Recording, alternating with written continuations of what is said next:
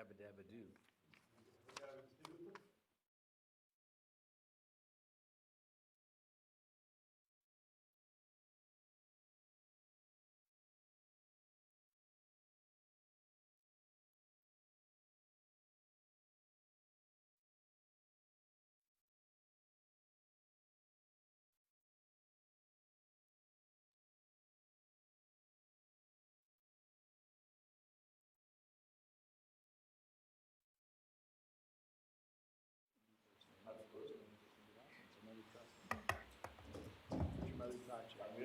Morning, John.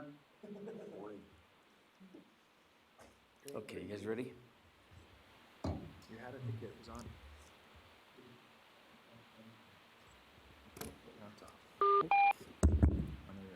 Okay, good morning. Hello. Good morning. We'll call the Truckee River Flood Management Authority meeting for Friday, December 13th, 2019 to order with a roll call, please. Chair Stead. Here. Ron Hartman. Present. Donald Abbott. Here. Naomi Doerr. Here. Jean Herman. Here. Hillary Sheevy. Here. You have a quorum, sir. Okay, we have a quorum. If you all stand for the Pledge of Allegiance, Jeannie, would you lead us today, please? I Pledge allegiance To the flag of the United States of America and to the republic for which it stands, one nation, under God, indivisible, with liberty and justice for all. That's my spot, man. Okay, I'll open up the public comment. Anybody in the public wishing to speak at this time? Seeing none, we'll bring it back to the authority. Move to 1C, approval of the agenda for December 13th. Second.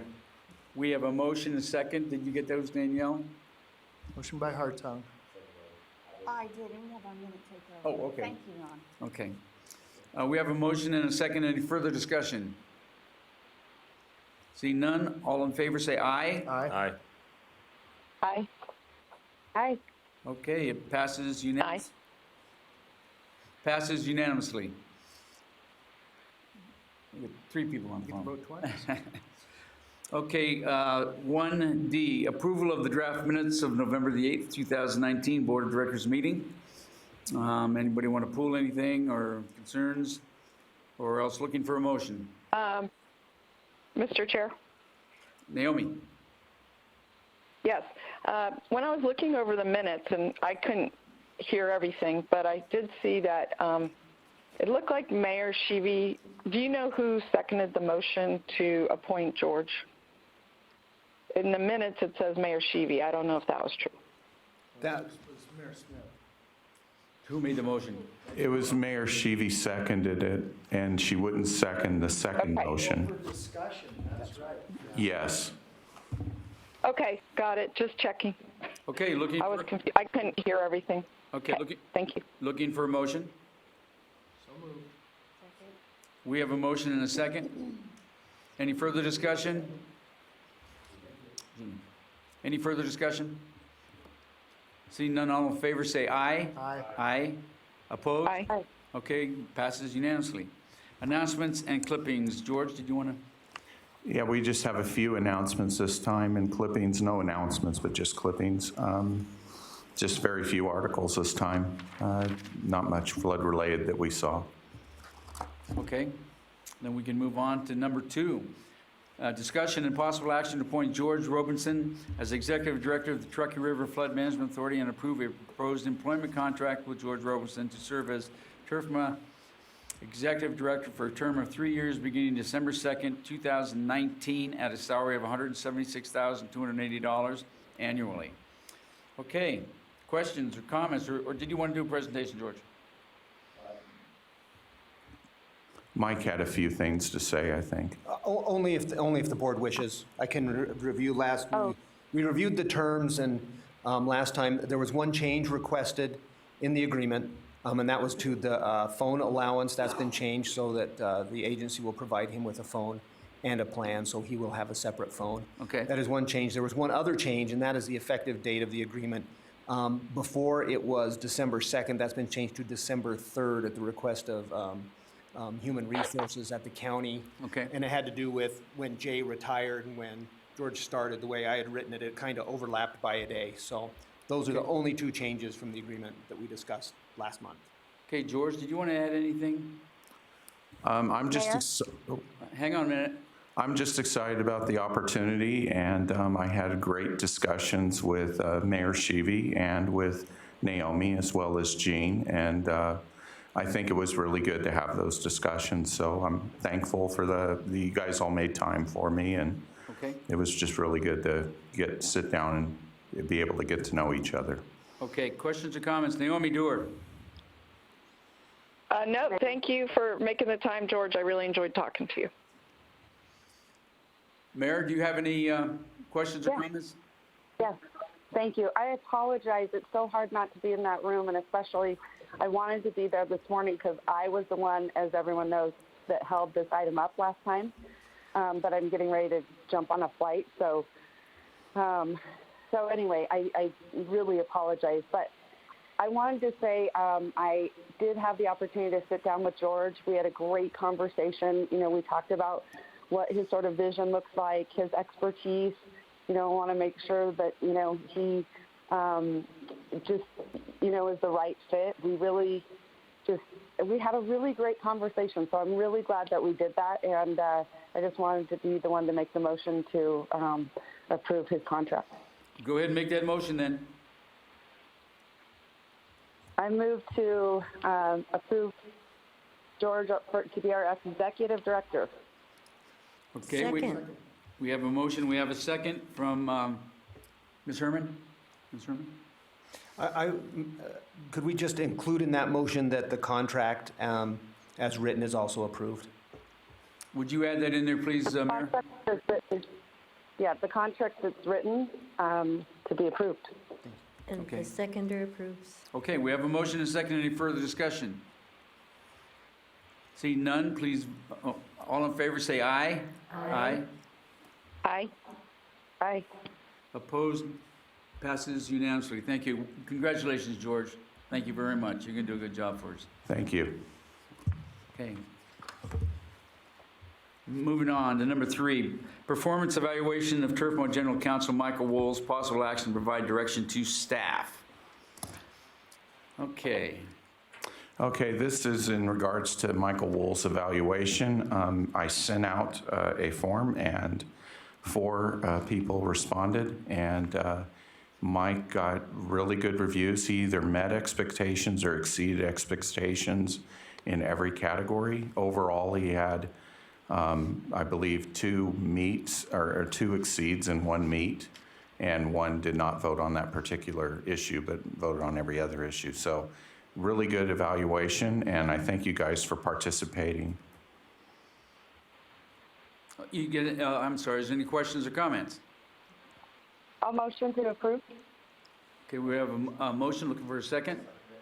We have a motion and a second. Any further discussion? All in favor say aye. Aye. Opposed? Passes unanimously. Thank you very much. Michael. Looking forward to Appreciate working with you.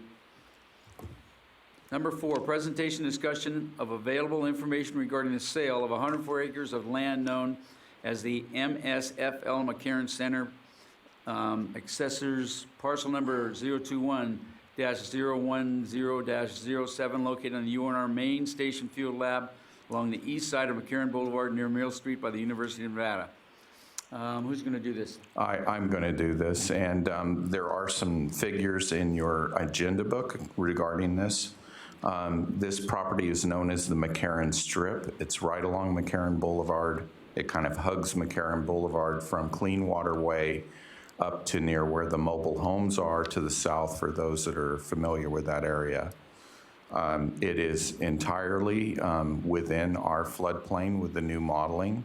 It is mostly within the floodplain in the current FEMA maps that are available, and there's a map showing the FEMA extents.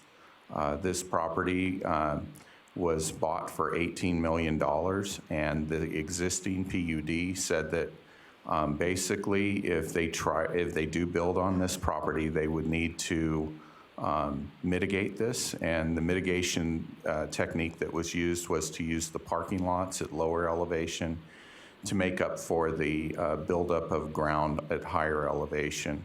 I also have talked to Reno Land. I invited them to our last meeting. I did not invite them to this meeting, but they were aware of it. And they were happy they could come if they wanted to and everything. And basically, this will be a challenging development if it ever goes forward because of the difficulty to mitigate this thing. And I did a lot more information, but I don't want to waste your time. So if you have questions, I'd be happy to answer them. George, I don't understand how they can use the parking lot as mitigation without actually digging some, digging. Right. They would dig several feet down, so the parking lot would be below the existing ground level. So that's where we can take the dirt out? Yes. It's Yeah. it's 1-to-1, right? Right. Okay. Any other questions, comments from anybody? Seeing none, looking for a motion. So moved. Okay, we have a motion, looking for a second.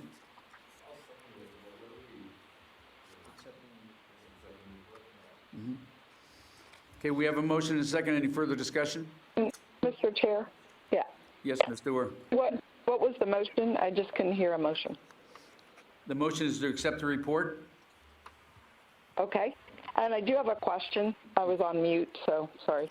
Okay. So George, if this came up on other projects over in Reno, and I'm not clear how, when we put in the 1-to-1, basically meant that it basically cut their project in half in terms of how much fill they could put in versus how much excavation. So let's say they wanted to take the whole 104 acres and develop it. Does that mean that about 50 of those acres would be fill and 50 of those acres would be excavation? Is that your understanding? That is a possibility. They could go deeper instead of higher and maybe make it 75 acres and 25 acres. The other problem with that particular property, just to get into the weeds a little bit, is buildings would create obstructions and it could change flow paths. So the mitigation is not necessarily as simple as what they think. Having said that, there is also another 700-800 acres of UNR land, according to the agreements, that can be also used for mitigation nearby. So they will have a lot of options, but it will be a fairly involved thing to make sure that this mitigation is done right if they decide to develop this in the future. And then one more follow-up question about this. When they excavate, they can only go down to the water table, correct? That is correct. Otherwise, it'll start filling in with water. Right, and you lose that for the mitigation. So any place where there's a hole and water's already in it, that amount of space can't count for the mitigation, correct? If the water table is leading to a water surface, the water surface is where the mitigation would start, not the ground level. That's my understanding. Right. Right. Okay, I get it. And then, well, I guess there is one more question. Will you be involved? I mean, it's been unclear to me whether the flood project is taking an active role in these projects, and it sounds like not so much up till now. Can we count on you being involved and reviewing the equations, the math, the plan to ensure that it's not going to increase flooding? Yeah, I want to have Mike discuss that, because it's actually it's in the ICA, and we do have a placeholder for that sort of thing. Yeah, this is Michael Wolz, General Counsel. As it currently stands, we do not have an obligation or a right to participate in those approvals. Each of our governing entities can amend their development codes if they wish to allow us to be part of their review process. That would still not be a sign-off kind of review. It would be a review and comment. And so our involvement in various projects has been voluntary as various staffs from our governmental entities have asked us for information. We've willingly provided that, but we are not a reviewing entity. So to fix that, we would need to amend our code and put you as one of the many agencies. We already have health, TUMWA, et cetera, review our projects. And you could become one of those reviewers, but you're not officially right now. Is that what you're saying? That's correct. You'd have to amend, so the city of Reno would have to amend its development code. Mr. Hartung? Okay, well, I will request that over in Reno so that we can get you formally into the loop. Thank you. Thank you. Mr. Hartung? Mr. Wills, does that have to come before this board before we accept that responsibility? Yes. Thank you. Okay, I believe we have a motion and a second. Is there any further discussion? Go ahead. Just really quickly, I was going to say, I think, what Naomi's talking about needs to be, obviously a completely separate item and not to cloud, the two together, right? So thank you for clarifying that, Michael. But what I'm curious, how doesn't it, to me, it seems a little disingenuous that we would approve for someone to buy a piece of land knowing that it's extremely difficult to develop or use or, and I don't know. So let me just say this. I guess I'm a little concerned because, and you can tell me this would be maybe more of a legal, direction, but we know that this is going to come to the city of Reno. So Naomi and I are going to see this project, right? With that being said, here we are approving the sale of this land, knowing that it might not get approved at the city of Reno. Do you see what I'm saying? Could that put us in sort of like a weird legal position? Maybe we abstain. I don't know, because what's your thought Can on I that? just say one thing, and I know my lawyer's Yeah. going to be hanging on my back here. When I reviewed all materials, there were very clear disclosures given to Reno Land, and a very thorough assessment was done, appraisal, that mentioned the difficulty, mentioned the existing PUD and what it said, and the fact, so there was clear notification of potential difficulties, although the details of such would never come into play until you actually see what development they're actually talking about. Okay, so you think at this point it could end up just being, let's say they wanted to do a soccer field, right? Yeah. That's what you're kind of saying, and that would be okay and less, just depends on the use, is what you're saying. Right, George? I'm saying that they can develop those buildings in very many ways. They could build them on stilts, and they have done that in places, and that could pass, but it also costs more. Okay. I just, do you see where I'm coming from? Like, here we are taking their money, let's sell it to them, and then we know, oh, it's got this major challenge, but, as long as that, legal thinks that's okay, because it's going to come back, to the city of Reno. Yeah. So if legal thinks... Mayor Sheevy? Mayor, if I may interrupt, I'm sorry. Yeah, we don't give approval for the purchase of the land. That's a private transaction between UNR and Reno Land. And so we're not involved here at the flood project. We're not involved at the city of Reno. We're not signing off at any point in a sale. Okay. And I think what the staff are saying is they would review the use. They could come up, like you said, with a soccer field where they could elevate buildings, but all that will come in the back end in the permitting. But I don't know that anybody's signed off in any way. Maybe they could clarify. Okay, good. Okay, that's good. I just wanted to make sure because I don't want us to have a conflict. Yes, and Mayor Sheevy, just to clarify, for purposes, this is Mike Wolz, General Counsel, for the purposes of the agenda, the only action that you're being asked to take today is to accept the report. This is just informational. Okay. Okay, perfect. Okay. All right, we'll look at that at a later date. Thanks so much. Okay, thank you, Madam Mayor. Any further discussion? Seeing none, all in favor say aye. Aye. Aye. Opposed? Aye. Was that an aye? Okay. Passes unanimously. We'll move on to number 5. Presentation and discussion of the status of permitting process for the Vista Narrows terracing element of the Truckee River Flood Protection Project, including the schedule for completing permitting and key issues such as historical preservation, downstream mitigation, and environmental issues. Michael or George? Danielle will be presenting this presentation. She is running that You contract. didn't let me finish. I was going to say Michael, George, or Danielle. Oh, sorry, I sir. wasn't. Thank you. All right, well, door number 3. Thank you very much. I do have a brief presentation.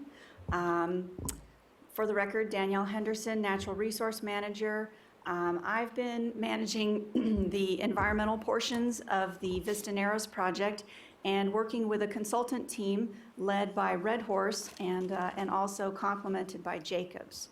So while all of the design work has been going on with the engineering team, the environmental team has been contributing ideas and dealing with issues that are related to the design, and also putting together the documentation that will eventually become the permitting application package for construction. So that's what we've been working on. And right now, we've just been taking it up to the 65% level, the same as the engineering team, but we should be able to get a permitting application package out of that at the end of this contract.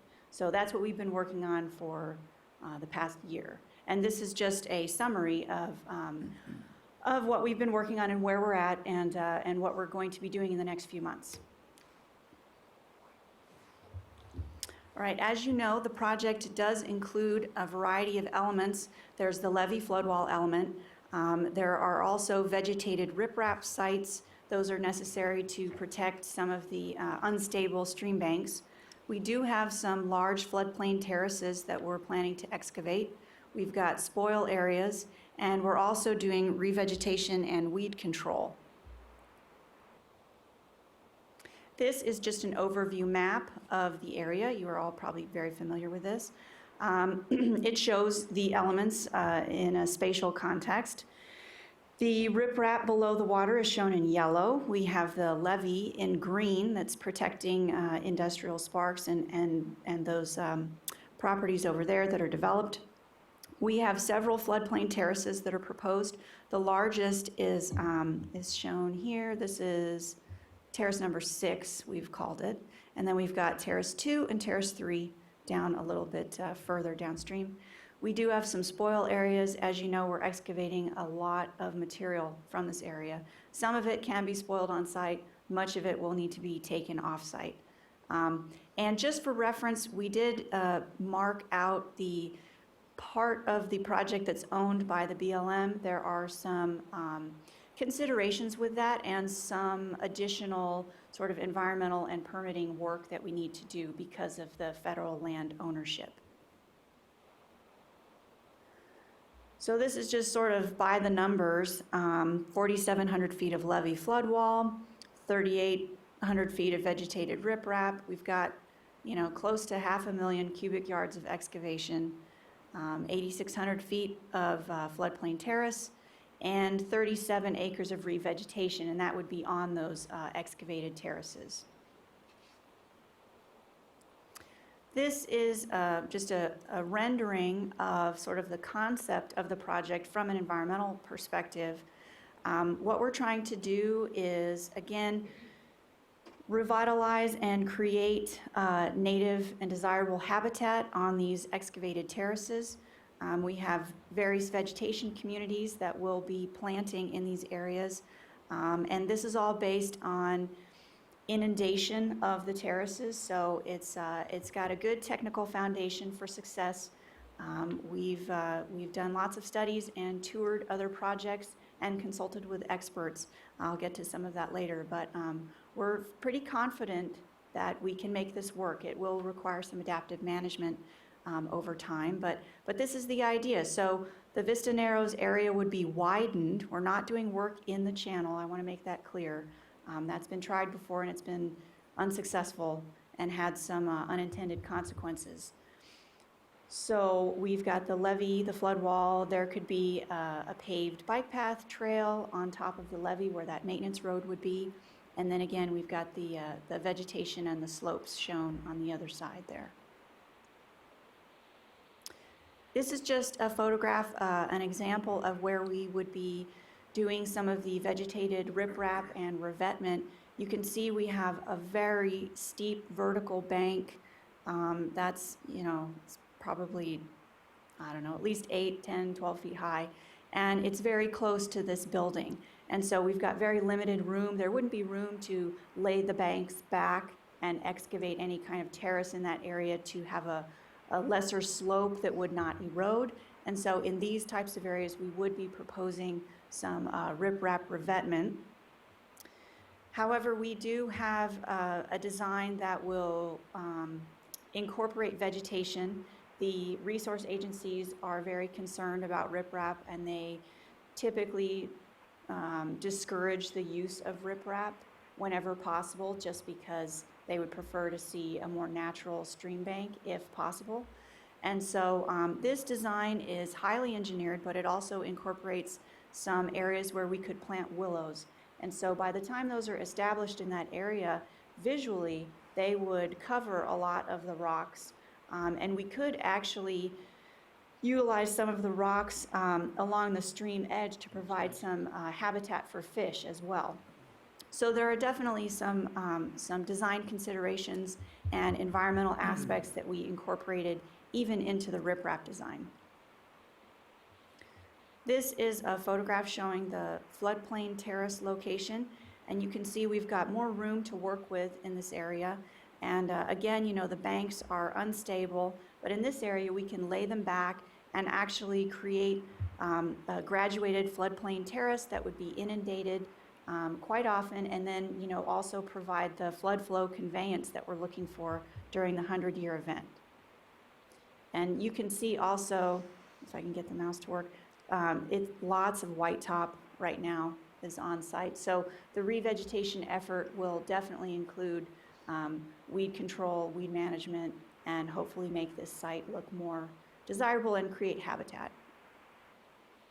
This is just a cross section to give you an idea again of the river channel and then the work that we're proposing to do here, the existing ground and also the excavation work. And here's an example. So these are some of the deliverables that the team has been putting together and submitting. So we've got the draft revegetation plan. Again, it's based on inundation frequencies, so we're trying to match the type of plant with the amount of water that it's going to see each year. And so obviously species that are used to a wetter environment and more wetland riparian type plants are going to be closer to the river on this lower terrace. And then as we move up higher to higher ground that would be inundated less frequently, we'll have species that are more drought tolerant and then fade back into the existing vegetation communities of sagebrush, rabbitbrush, those kinds of dryland shrubs. And here is another example of some of the deliverables that the team has been putting together. This shows sort of an overview of the planting plan. So we've also been trying to figure out some of the construction details of how this would proceed. It's important, especially when you're dealing with live plant material, and we have to coordinate very closely with the engineering team and the construction team. The equipment's going to be out there certain periods of time. We've got limited windows of opportunity to work in the channel and around the channel because of our permit requirements and environmental considerations. So we have to have, and plant materials are available during certain times of the year. We may have to grow plant materials a year or so in advance to have them at the stage where they're ready to be planted. So there's all these considerations that we've also been working out with the team. And this is Terrace 2 and 3, similar to Terrace 6. It's all based on the inundation frequencies, and that's based on data that we've received from the engineering and hydraulic modeling team. And there's the planting plan for those two terraces, much more limited because of just the width of those terraces. Terrace 6 is where we can get the most bang for our buck in terms of environmental benefits and habitat and whatnot. I'll just reiterate, we do have a variety of land ownership that we need to deal with on this project. We've got a mix of private and public land. Some of it is federal, and we've also been dealing with the Union Pacific Railroad. So as we move forward with the, getting closer to construction and getting all of the permits and easements, lands right away, all of that to get to construction, we do foresee there might be some challenges with some of the land ownership. Again, we considered lots of different things for the environmental portion of this project and those designs. Flood flow conveyance is the top priority for this project. It's a flood control project, and we're hoping to improve conditions in the Truckee Meadows area. We also are very sensitive and cognizant of not wanting to impact the downstream property owners and environment. And so we're working on defining what those impacts might be and also mitigation requirements. The project is fairly constrained through the Sparks Industrial area. We need to secure private land and permissions from the Union Pacific Railroad, as I mentioned. There are lots of invasive weeds on site that need to be dealt with, as you all are probably familiar with. It's a constant maintenance issue over time, and we're planning on planting species that will hopefully outcompete the whitetop and will have site conditions that will not be favorable to whitetop, but there will be maintenance over time to deal with it. There's a seed source that just moves downstream every year with the water, so we'll be dealing with that. And also, again, the timing and duration of inundation, how often and how much are these areas going to be flooded. As I mentioned before, we've been working on numerous studies and reports, and we've also been very closely coordinating with the engineering team and with some other resource agency folks and experts in our area. We've done metals testing, we've done cultural resource inventories, wetland delineations, biological surveys. As you saw earlier, we've developed a revegetation plan, and we also have a weed control plan that's draft. We utilized some of the lower Truckee River restoration sites as reference sites for this project. We looked at what had been really successful in those sites and found areas that were similar to what the finished grade of Vista Narrows would be. And so we used those again as kind of a foundation for what types of plants would be successful. We've also consulted with the Nevada Division of Forestry Washoe Tree Nursery. They can actually propagate a lot of the plants that we might need for this project, and they had a lot of good ideas on how to plant them and be successful. We went to Full Circle Compost and talked with them about soil amendments because we're going to be excavating soil down to, raw material. There's no soil built up in that area, it's just dirt. And so we might need to amend the soil a little bit to give the plants a chance to establish. We also spoke with experts at Comstock Seed Company. They collect and sell native seed. They're used on a lot of projects in this area. And it would be great if we can get seed that is collected closer to this area. Sometimes it's a challenge depending on what species. But obviously, if we can get materials from this area that are used to this area, chances are they'll be more successful and more hardy. We also did consult with a consulting team that specializes in bioengineering and stream bank restoration, and they had some really great ideas for us, especially for those riprap revetment designs where we could incorporate some fish habitat features at the bottom and some willow plantings on site. So we still get all of the benefits of the engineered riprap surface, stabilizing those banks, but we also have some environmental benefit as well. Our resource findings, so we did test for mercury. Our testing results showed that there were no elevated levels in the soil samples. So that was very good news. We identified some cultural sites that were significant. Our project was able to avoid 2 of those. We did find one site that will be mitigated and treated, so we should be able to handle that. Let's see, here we go. As far as fish, we've got 2 federally listed fish species in this area that are a concern: Lahontan cutthroat trout and kiwi. The project area is not quality habitat for those fish, and changes in the flow magnitude, duration, velocity, and inundation are minor in this area. Downstream effects to fish habitat are considered insignificant at this point, and that's based on our studies and the results of the hydraulic modeling and whatnot. We are, in cooperation with the Atkins team, developing some downstream impact information and talking about mitigation for the project as a whole. And again, we're also trying to do some beneficial construction on site as well. Vegetation. So again, 1/3 of the terrace areas are covered in weeds. We'll have a major weed control effort. We have no wetland impacts, which is good.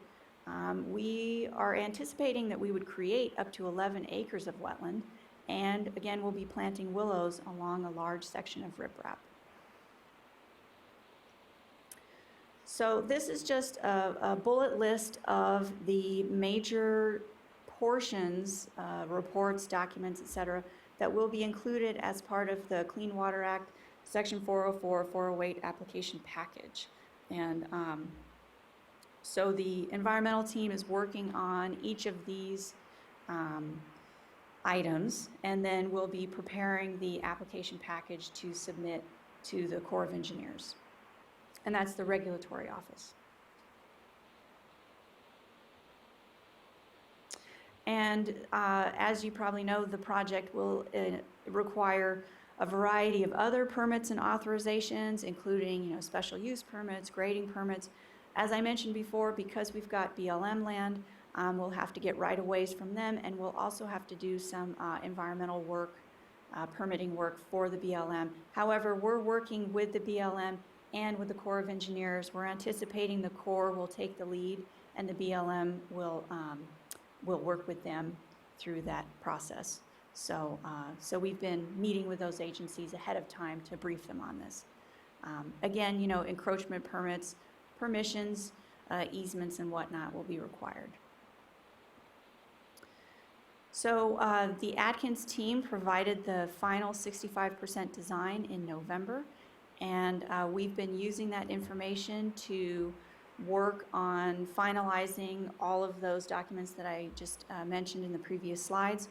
We anticipate being able to submit the 404, 408 application sometime in January, and it may take anywhere from 6 to 8 months for that to be reviewed by the resource agencies.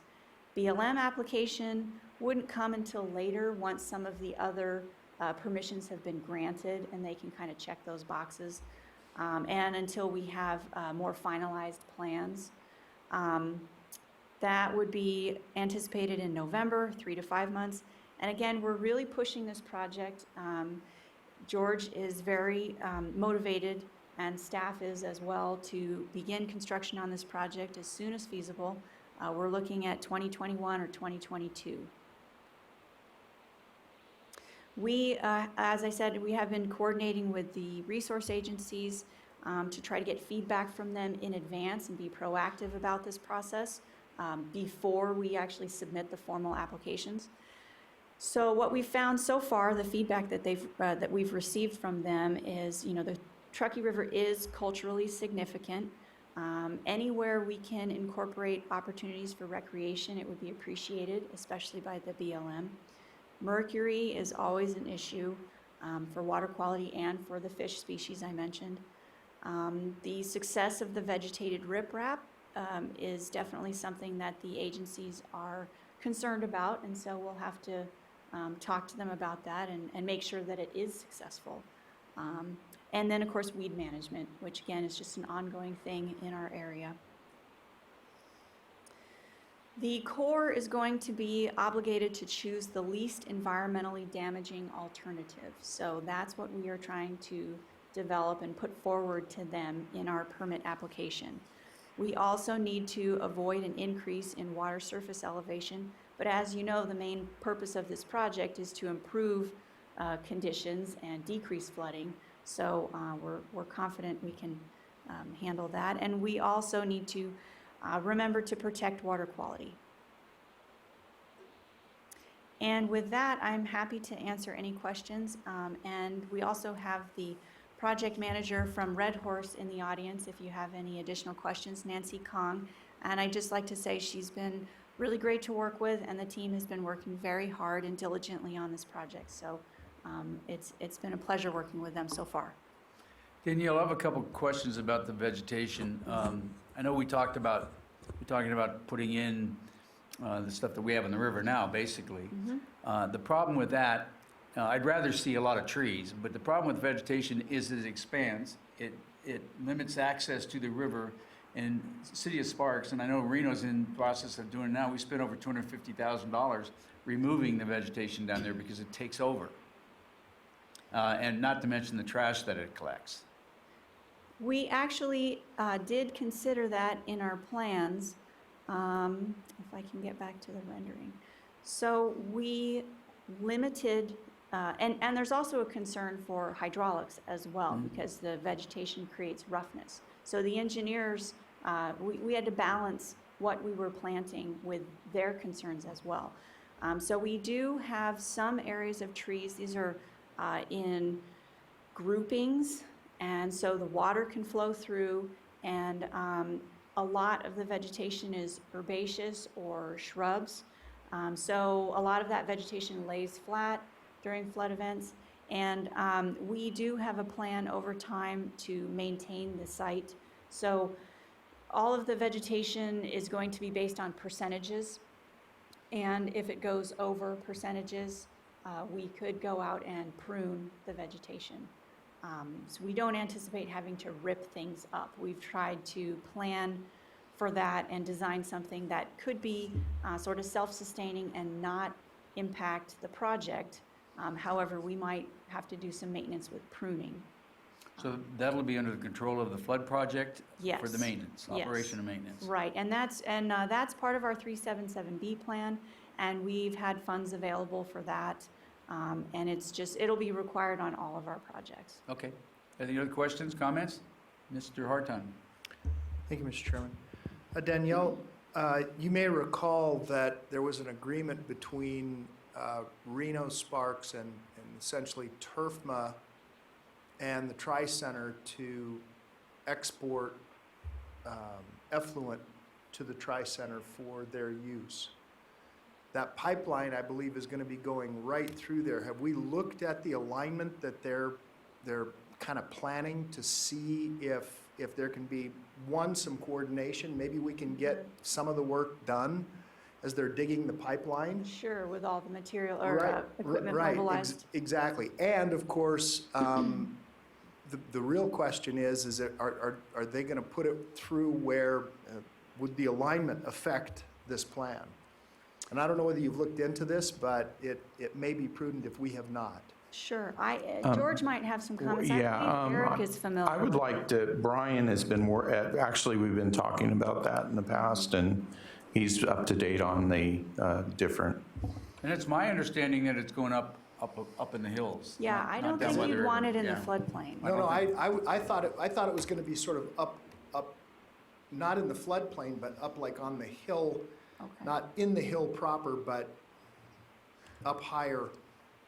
Yeah, So go ahead. This is Brian Janes. He's in charge of our engineering team, and he's been doing a lot of coordination with a lot of the different activities. I don't know what the alignment is, so that's, I don't think it's been published, but. right. For the record, Brian Janes, project manager on the design side. We have been working very closely with Far West, the engineer on the project, and gone through several iterations. Their alignment currently goes pretty much over or higher than the limits of our excavation. Okay, all right. So we're working on some minor stuff with some, tie-ins of maintenance roads and things as we go to 100%, but they're above basically our limits of excavation. Okay, good. Again, So, none of the alignments, they're, to my knowledge, they're not all cast in stone yet. There's still some, as far as I know, if they're not they cast done? in stone, they're very close. Okay. They're because I knew that they were kind of in an arm wrestle with some particular property owners and so. That could still be the case. I'm not sure totally, but they have our latest grading and they know we've coordinated many times. They're not going to move it any closer than it is now. I just wasn't sure. Thank you, Mr. Chairman. Okay. Thank you, sir. Thank you. Any other questions? Ms. Dewar or Mayor? No questions, thank you. Okay, see none. Any other questions from the, Sorry, I'm sorry, Mr. Chair, I was on mute again. I had a couple questions. okay, go ahead. Okay. All right. Danielle, I know you covered this, but I just didn't catch it. So how much BLM land did you say was involved in both acres and percent of the project? I don't know that I have percent of the project. 8.9? It's 8.9 8.9 acres, acres. and it's a fairly low percentage of the project, but I don't have the exact number, Well, what's under- the total acres of the project? Is it like 100 acres or 1,000 or? It's not, it's not 1,000. The acreage of the revegetation is about 37, and we've got, how much is the acreage of the entire project? It's in Well, the just roughly, I low mean. hundreds. It's in the low hundreds, so you're talking about less than Okay. 10%. It's not, yeah. Yeah. And then you mentioned mercury. Do we have a specialist subcontractor that's doing that analysis? We had the consultant team collect samples according to federal protocols and had those analyzed in a licensed and certified laboratory. Okay. At some point in the future, could you get us the protocol? And the reason I'm asking about this is not far from here on some Reno projects that are proposed on Reno lands. We've had some issues with the mercury as we've been evaluating the projects.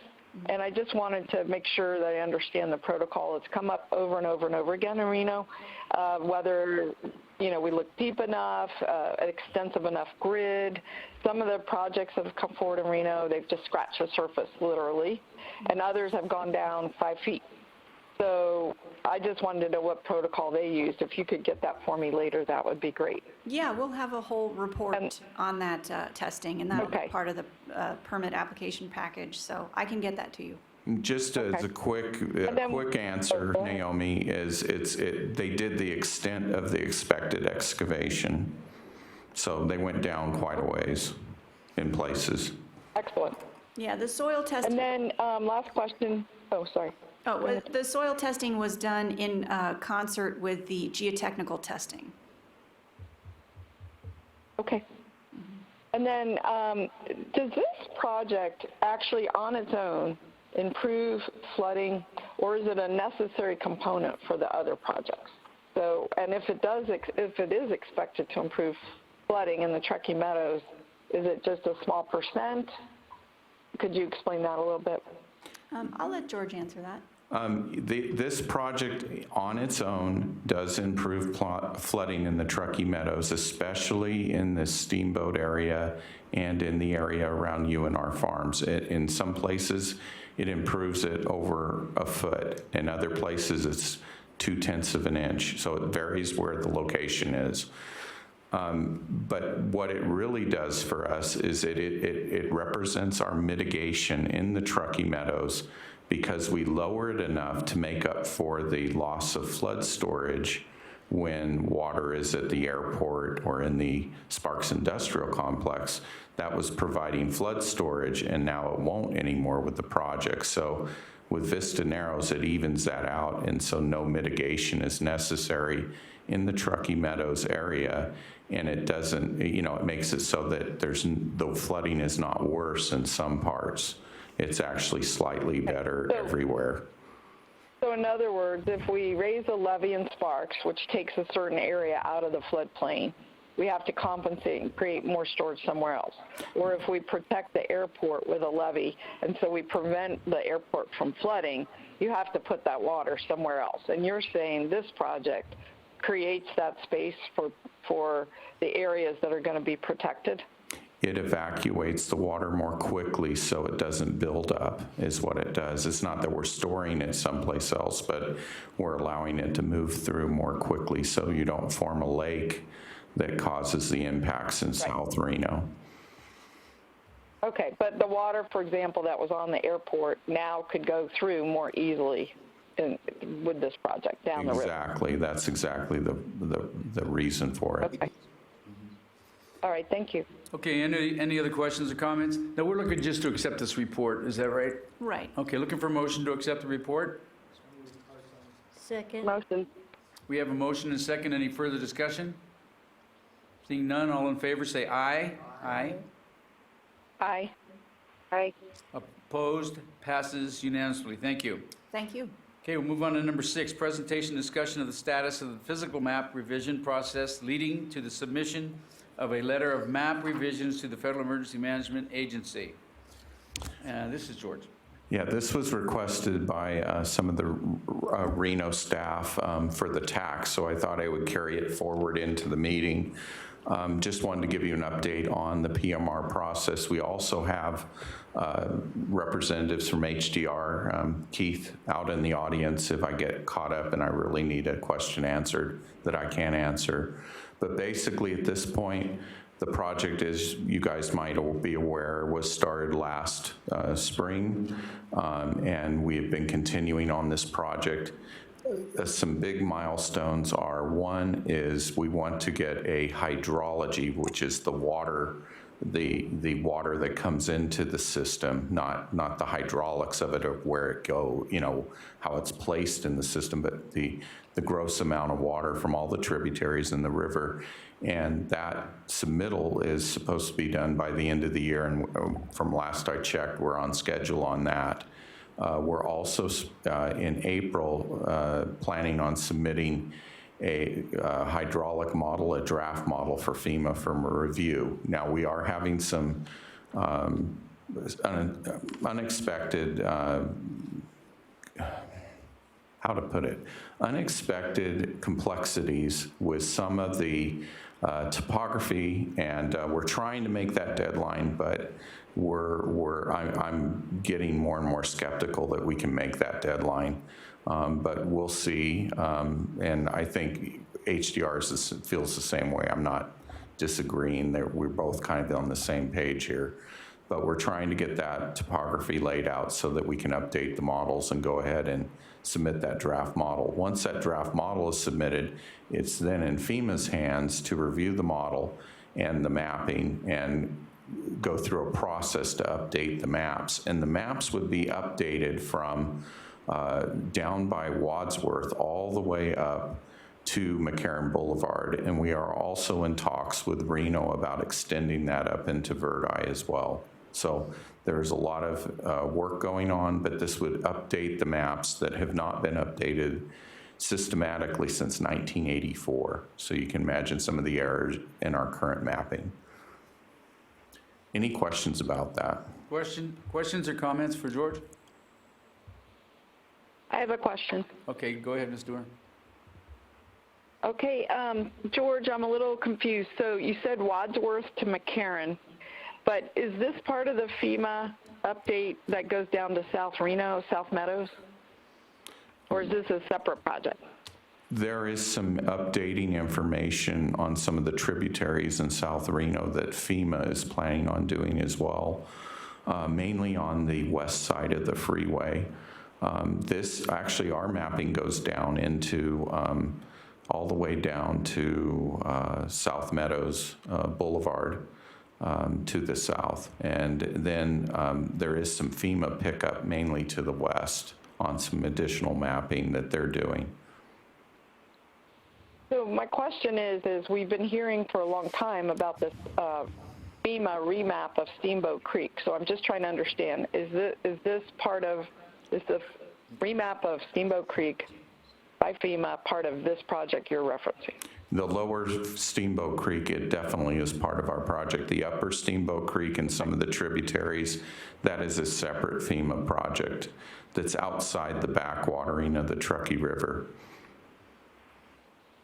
Okay, and so is there a reason that we're not going down to, say, Geiger grade, or could that be a separate component if it's not? You said to South Meadows, so I just want to make sure to South Meadows is where it stops. Yes. Can it go the rest of Steamboat? Okay, and then can it go the rest of Steamboat? Well, like I said, it's beyond the backwatering of the Truckee River at that point. Yeah. And we kind of lose our interest, but FEMA is actually doing some of that work themselves, so we don't want to do it twice. So. Right. I just wanted to understand how all this fits together, because you also said west of the freeway, and that was confusing to me. Do you mean east of 395, or do you mean? I mean the tributaries like Thomas Creek, et cetera, that go off to the west. They're doing some work on those. Okay. And then did you say, and I'm just trying to get this nailed down, the modeling you said is a little bit challenging, or you're running into some unexpected complexities, but there's something that the flood project has to do and hand that over to FEMA before they do their FEMA model? Or how does that work? No, FEMA will take our model and they will review it, and then they will go through a process to update the maps and the insurance, the insurance documents that they have. What I was told by our staff, at least what I understand it to be at Public Works, is that once they get this model from FEMA, they have to do a bunch of work over at Reno's Public Works, for example, the portion that's in Reno. And they said that could take several years, at least a year to several years. And I don't know if that's true. And number two, I don't know if they have to do that in Sparks too, and have Sparks Public Works staff review this model, or who all is involved. That is part of the FEMA process of updating the maps. They will be given an opportunity to review, as well as FEMA has what's called a STAR team that will review it as well. Okay. Do you have a sense when that part gets done, or how long even just the rain? That part, to update the maps in full, would take roughly 2 years. And there's public meetings, there's all kinds of things. Okay, good to know. Thank you. Thank you. Let the record show that Commissioner Hartung had to leave about 9:25. Okay, is there any more discussion? Questions, comments? Okay, looking for motion to accept the report. I'll move to accept it. Abbott. Okay, we have a motion and a second. Is there any further discussion? Seeing none, all in favor say aye. Aye. Opposed? Aye. Passes unanimously. Okay, we'll move on to number 7. Discussion regarding a possible amendment to the Truckee River Flood Management Project Interlocal Cooperative Agreement, and I won't read any more. I'll let Michael do that. Okay, thank you. So this item. Before you start, Mr. Chair, Mr. Chair, I am happy for us to discuss it, but I was going to say I'd like to hold off action, and therefore we may not want to discuss it till both Mayor Sheeby and I can be in the room, just because I asked for the item, and I know we've delayed it several times, and I apologize. I've had family medical out here, but that's just my thought. In the interest of time, since you said Mr. Hartung had to leave. Well, there's no interest in time because he's already left, so I want to continue with this. Oh, fine. Okay. Director Doerr asked for this item. As the board is aware, under our voting structure is provided for in the interlocal cooperative agreement. It requires unanimous approval of all items. There are certain items that require unanimous approval, plus the approval of one or all of the governing bodies that make our entity up. I have not been asked to present any specific possible voting requirement. It's been suggested that a change might be in order. Attempts have been made in the past to change that voting structure. Washoe County and the City of Sparks approved one voting structure. Then the City of Reno approved a slightly different voting structure, and this took place at a period of of over a year. That was brought before this board on 2 occasions and was not approved. So there have been attempts have been made to change our ICA, but they have not been successful to this point. Commissioner Hartung asked that some potential voting structures be laid out in a matrix with some of their pros and cons, and I've made an attempt to do that. There's a little bit of gaming strategy going on here. It was me at my desk imagining scenarios. So I will say right up front that the pros and the cons are not exhaustive by any extent. It's just me thinking what some of the consequences could be. Some things I would ask the board to consider as they look at this is you can never have a voting structure where fewer than 4 members of the board vote. That's state law. Some of these voting structures would require less than the entire board. However, it could make it challenging to put a quorum together under certain circumstances. And so those are just some considerations that you might want to think about as this is discussed. So with that, I'll take any questions that you may have. Okay, looking for questions. Anybody have questions or comments?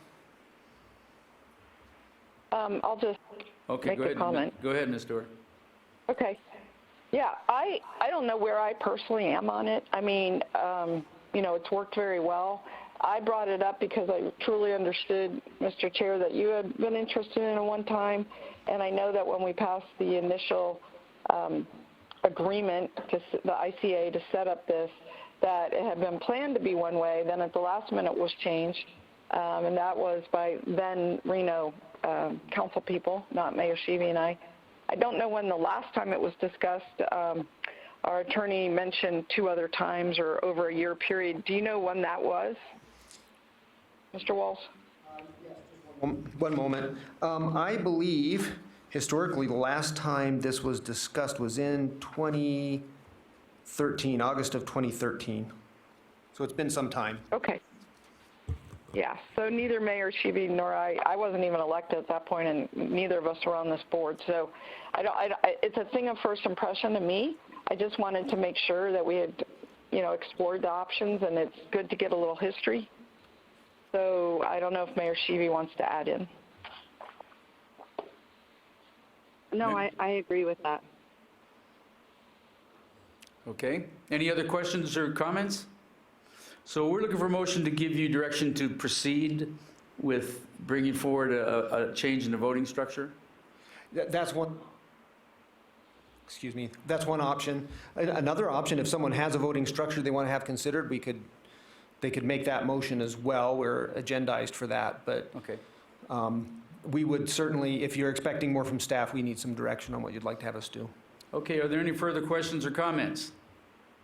Looking for a motion.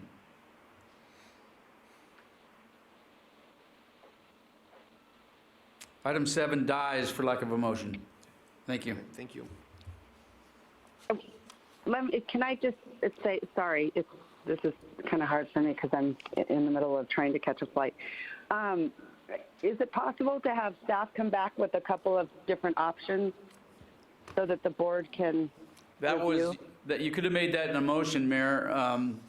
That was part of the instructions to Okay. give them the opportunity to do that, but nobody made the motion. Okay. Well, can we revisit that? Sure. And the only reason I say this is because, when you think about this voting process, I think that, just one person can hold up an entire project and then nothing moves forward. So, I just think that it ties a lot of hands here, and that would be terrible if we couldn't get projects moving because one person, had an agenda. That's my only fear. Okay. So if there's something that they could, maybe staff comes back with 3 options. Here's, sort of the different options, and then, we can vote on, if one of those options is palatable. Put that. I apologize, Mayor. Oh, that's all right. Put that in the frame of a motion. Could I ask All right, for I'd some? like to motion. I apologize. This is general counsel. I was wondering if I could ask for some direction on this as far as bringing something back in writing. I can put that in a form of resolution with the actual language, which would be very formal and be prepared to vote on. As I'm looking back through that report, I've got a summary of 4 different options right now. And maybe to summarize those, it could be changed to a supermajority of all of the directors, which could have some issues with quorum. There's a supermajority of those present, would be another option. And then, of course, we have the option of a simple majority of the board, but you would have to have a representative from each of the governmental entities present in order to move forward. And then another one is, of course, just going to a simple majority. And then there's and I don't mean to complicate this, but as we are now, there's a mix. There are certain actions, such as amending the ICA or adding a new member or changing the 377B plan that have different voting structures. That is, do they have to go to the governmental entities? Can this board do it by themselves? So a little bit of direction in that regard would be helpful. And maybe if one option would be to have a motion that I would write up suggestions that I receive from the board in the coming month or so, and then bring those for presentation. Yeah. And that would give everyone a chance to think about that and strategize just a little bit. Okay. Yeah, I just would hate to see, a good project not be implemented because we have this. I think this is kind of an antiquated voting structure, and it's the only board that I've seen that, seen it on. But and then you do have, the issues of a quorum, and so I think that would be great if you could, kind of. Because some of those options obviously have, different kind of moving parts, and it seems like the board at this point hasn't really thought much about it. I don't know, maybe they have, maybe other board members have. Maybe they like this structure. I just think that it could eventually be problematic for, just one project, and that would, tie everyone's hands. Correct, and general counsel again, and I'm not trying to avoid writing things up, but part of the challenge in writing this report is there were so many options. I don't want to be in a position where I'm pushing this in one direction or another for any board member. Sure. So I do feel like I do need some direction on that, and I'm more than happy to write up as many options as you want. So Yeah, just, that's sweet. For me, If I may. For me, when we did this, it was a last-minute change presented by the city of Reno, and we tried to change it a couple years ago. County approved it, City of Sparks approved it, and Reno never took it up. They tabled it. So we have discussed all these options before, Mayor. Ms. Stewart. All right. Yeah. Well, we were, So and to that point, go ahead. I guess it was like 6 years ago that it was last discussed, so it's probably worth a discussion anyway. I would prefer to have it sort of in table form where the options are laid out in each discrete table on each one. And if there's a table, if there's an idea that, well, just for certain things like budget or adding a member or amending the 377B plan, maybe it is a supermajority. So we have to have 4 of 6 already, so that already is a 2/3. And I guess it would just be 5 of 6 potentially. If we move from unanimous, it would be 5 of 6 for some other things. And maybe the most important things, not a contract, but maybe, as you mentioned, Mr. Walls, amending the 377B plan and those kind of things.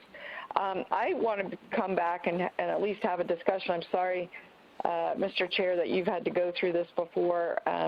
We have not, the 2 of us. And I don't know if Ms. Herman or Mr. Abbott have either. So I think it would be at least a good conversation to have, just like a 5-year check-in to see where we are and if we're still fine. And so I just would like it to be a little less formal in terms of I'm not looking for resolutions myself. I would just like to have the options laid out so we could even think about them. I mean, it may take more than a month to think about it. You know, kind of, you said you did some kind of gaming in your head to think through all the options, and I think we might need some time to do that too.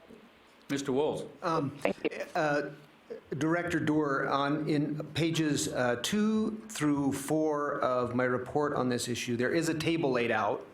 Right. What would be really helpful for me is if you would identify some of those options that you are most interested in, and then we can flesh those out in some detail and then bring that back as an agenda item in the future. So perhaps what we need is to have a meeting between us to kind of focus our effort a little bit.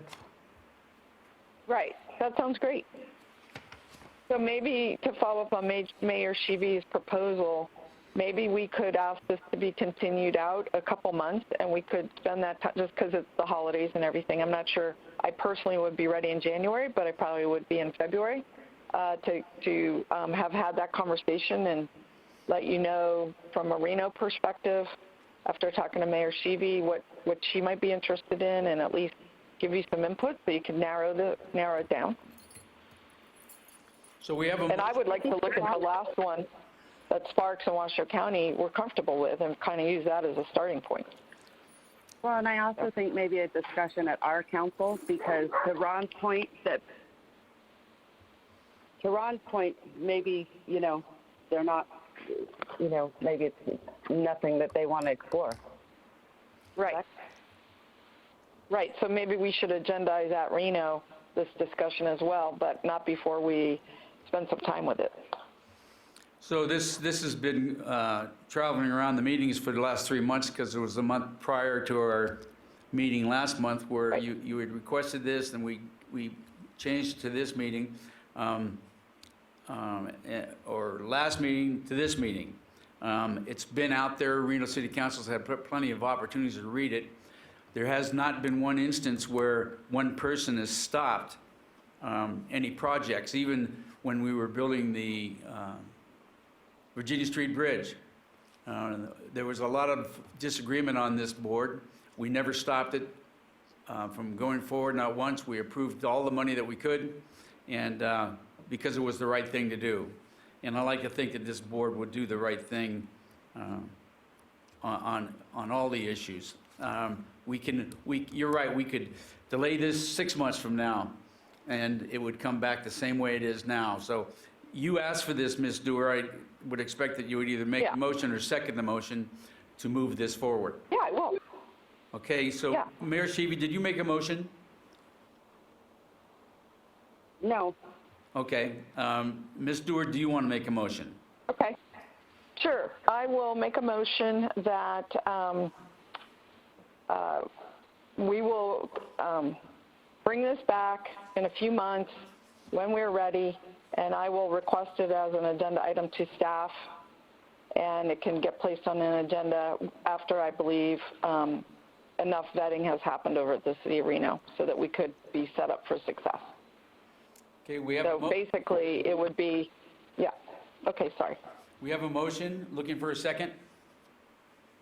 Second. Okay, we have a motion and a second. Any further discussion? All in favor say aye. Aye. Opposed? Aye. And I'm a no. So that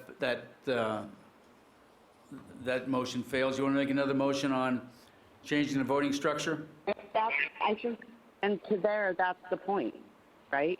I don't think people Exactly. work conducively. Exactly, that's the Right? point. So I guess we can make it really difficult. I'm just saying. Well, So- and so you missed the and point that I also- said where we did the right thing all the time, I guess. That's not how it works, Mayor. We would like to think that people do, but from going back through a lot of your different board meetings, there were times when Councilwoman Sferraza and Councilman, I believe I was reading through the notes, Ayazi, did not support Mr. Aldine, and you know that became very problematic.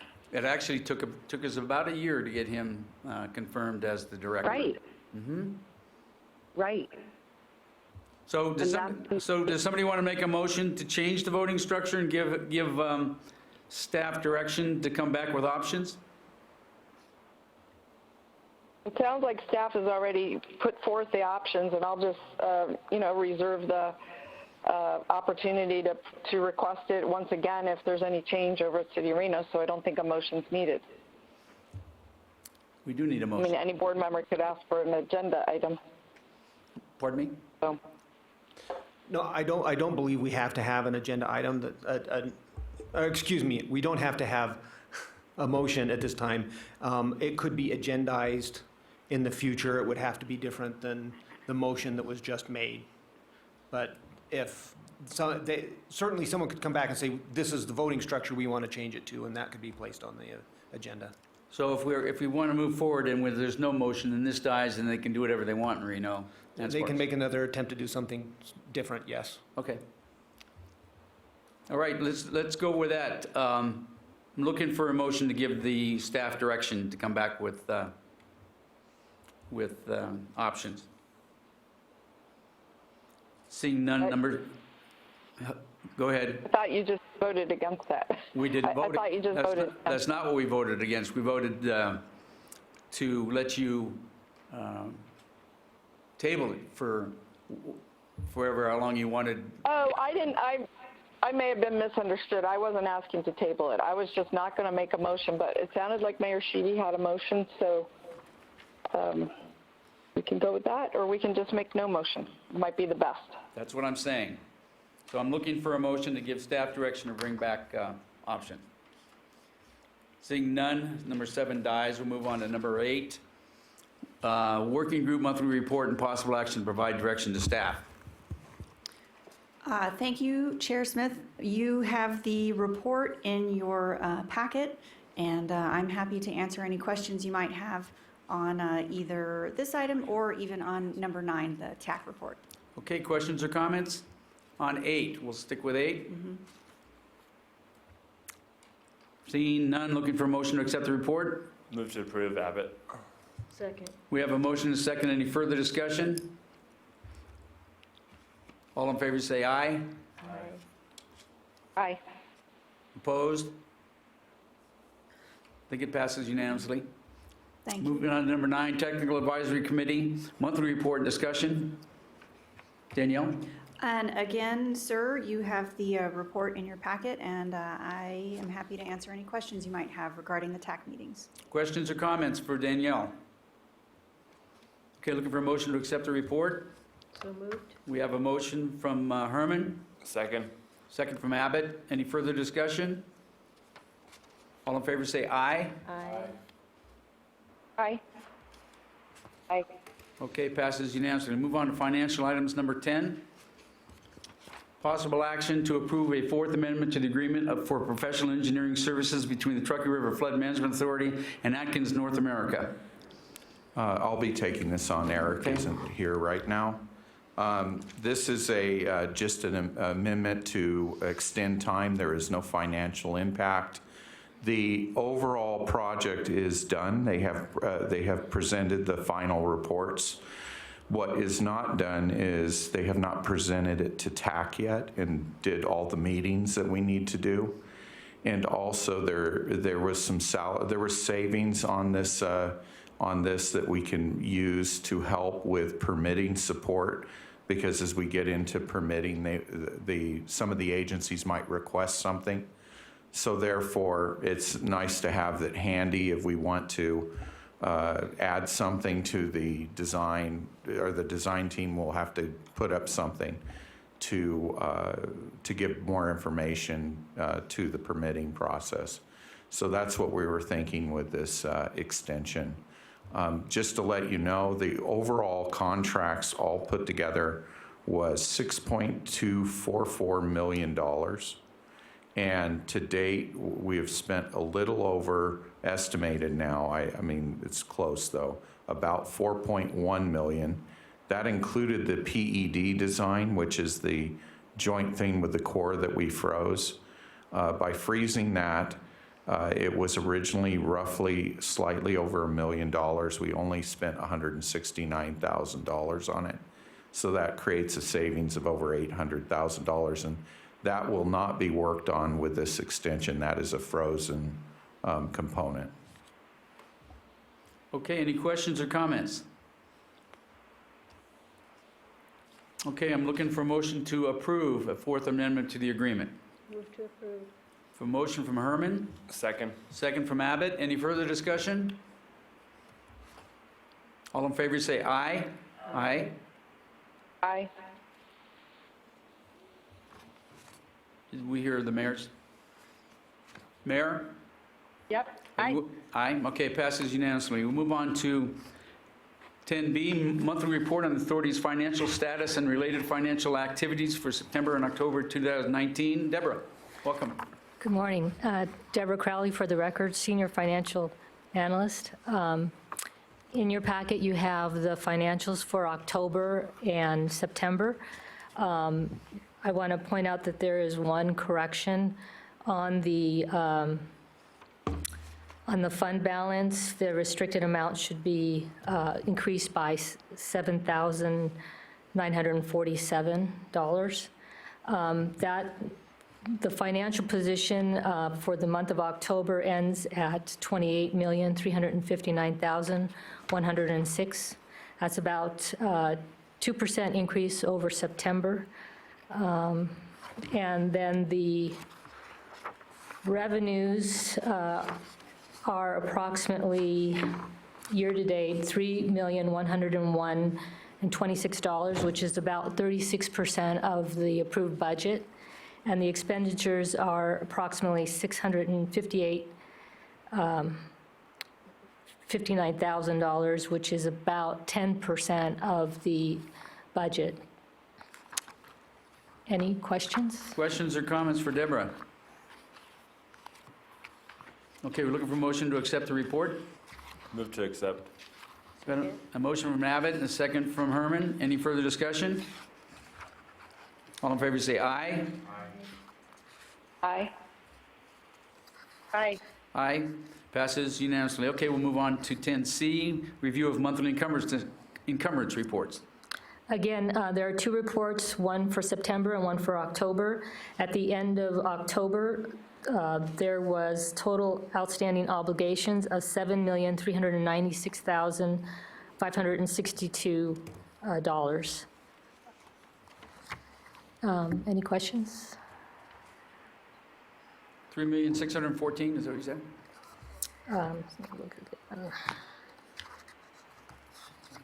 Sorry, it's on my page. Page 2. 562. I don't see that figure. I'm looking at it. On page 3 of the October encumbrance report, Okay. the very last dollar amount is $7,396,562. Right, okay, I see that. All right, any questions or comments for Deborah? Seeing none, looking for a motion to accept the report. Motion. Got a motion from Herman, Second. second from Abbott. Any further discussion? Seeing none, all in favor say aye. Aye. Mayor? Aye.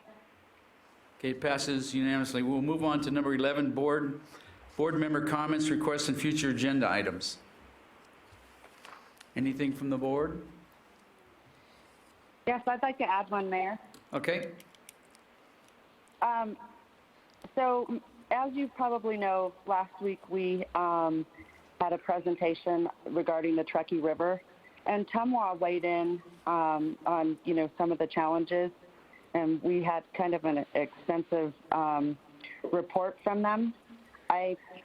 Because it pertains to the Truckee River, I think that we should also do the same, regarding some of the cleanup along the Truckee River. And, we were found in violation. So I think because this board, we oversee the Truckee River as well, that we should, have a presentation from the flood project regarding, this issue. are you looking for the flood project to help fund the cleanup? No, I'm not saying that. I want to know, have we also worked with Tumwa get a presentation on if they think that the Truckee River is being compromised from our expertise standpoint? Okay, you understand that? Yeah, is it possible, Mayor Sheevy, that we could talk sometime and really flesh it out? And then I can approach Mayor Smith and let him know what you're, more specifically what we're going to do and make sure it's okay in terms of a presentation. Right. I just think it's something that we should consider because, like I said, Tumwa weighed in with some of the challenges, and I think we have a responsibility as well, to figure out how we're all going to work cohesively to sustain the river. So that's fine, but I want this board to know that I think it's important that we also, have a report on that. Oh, no, I'm not opposing the report. I'm asking if we could meet together to kind of figure out what the report would be. Sure. Okay, any other I'll get comments? an outline together. I'm sorry, Mayor, go ahead. Oh, no, I just said I'd be happy to put an outline together. Okay. Any other comments or suggestions, requests? Okay, I'll open up the public comment. Anybody in the audience wishing to speak at this time? Seeing none, we'll bring it back to the authority, and without objection, we are adjourned.